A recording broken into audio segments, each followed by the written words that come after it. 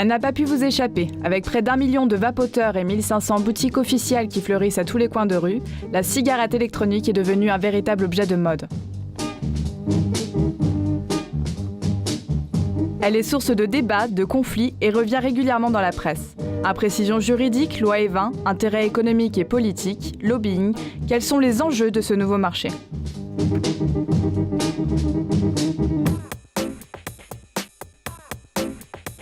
Menthe, fraises, beau brun ou jolie blonde, il y en a pour tous les goûts dans cette boutique aux allures de laboratoire design.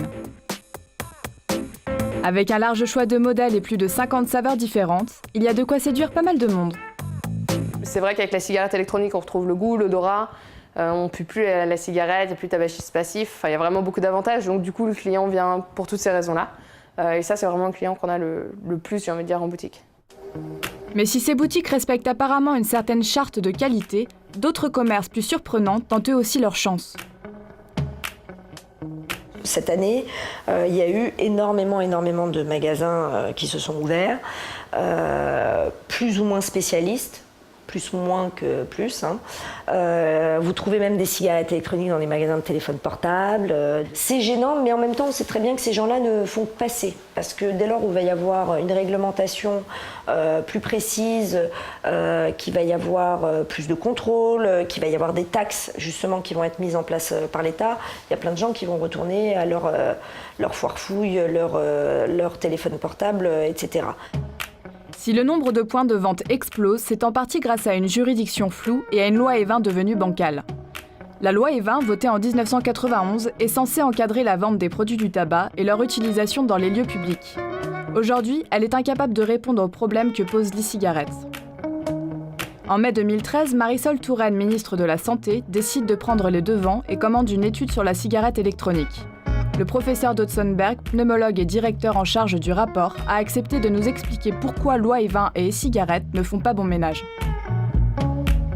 La loi E20 ne prévoyait pas la cigarette électronique, puisque la cigarette électronique n'existait pas, et même les derniers décrets qui ont été pris dessus, le décret Bertrand d'interdiction de fumer dans les lieux publics, ne le prévoyait rien. Donc pour l'instant, on est dans une imprécision juridique, on n'est pas vraiment dans un vide juridique. Nous, on essaye de recadrer en fait, la cigarette électronique dans la loi E20 en disant si on applique une interdiction de la publicité, une interdiction de fumer dans les lieux publics et une interdiction de vente aux mineurs, la loi E20 va couvrir ce champ-là. Le seul problème, c'est que pour le moment, ce produit ne rentre dans rien. On a quand même des preuves que la cigarette électronique est beaucoup moins nocive que la cigarette normale. La première chose, c'est qu'il n'y a pas 4 à 5 000 produits néfastes à l'intérieur de la cigarette électronique. Mais les effets à long terme, on ne le sait pas, on le saura dans 30 ans. Et si ça ne fait rien, tant mieux, mais dans 30 ans, on risque d'avoir de mauvaises surprises, malheureusement. Mais les lobbies n'attendent pas les effets à long terme pour se jeter sur ce nouveau marché en pleine expansion. Il y a eu un très gros combat entre justement le lobbying cigarettier et le lobbying pharmaceutique pour s'approprier ou en tout cas réussir à prendre sa part du gâteau un petit peu de ce marché en plein boom. L'Europe ayant décidé que la e-cigarette n'était pas un substitut nicotinique, les pharmacies se retrouvent écartées de ce marché. Les buralistes, quant à eux, tentent de s'élever contre ce nouveau produit qui leur fait de l'ombre. Le cas du buraliste de Toulouse en est un bon exemple. La boutique de e-cigarettes qui s'était installée en face de son commerce a été reconnue coupable de concurrence déloyale et a dû cesser son activité. Une victoire pour les buralistes.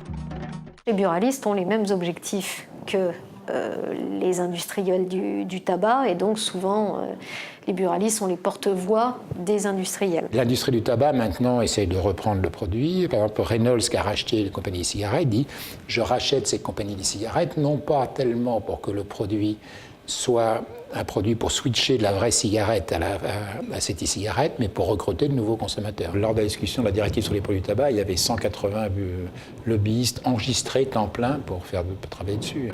La force des lobbies se développe donc et Philip Morris a déjà dégainé une e-cigarette qui sera présente sur le marché dès cette année. Mais on craint que des produits addictifs ne soient ajoutés au e-liquide.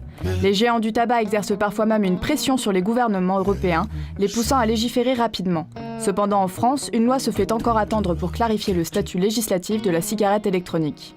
Sur la cigarette électronique, il n'y a pas de position extrêmement ferme, et la preuve, c'est qu'on laisse la ministre de la Santé diriger.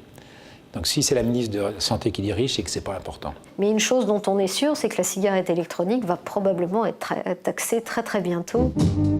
L'État n'est donc pas en reste et ne veut surtout pas être absent de ce nouveau marché. Cet opportunisme soulève un paradoxe. Pourquoi l'État s'apprête-t-il à taxer la cigarette électronique au même titre que l'alcool ou le tabac, alors qu'elle pourrait permettre de sauver des vies ?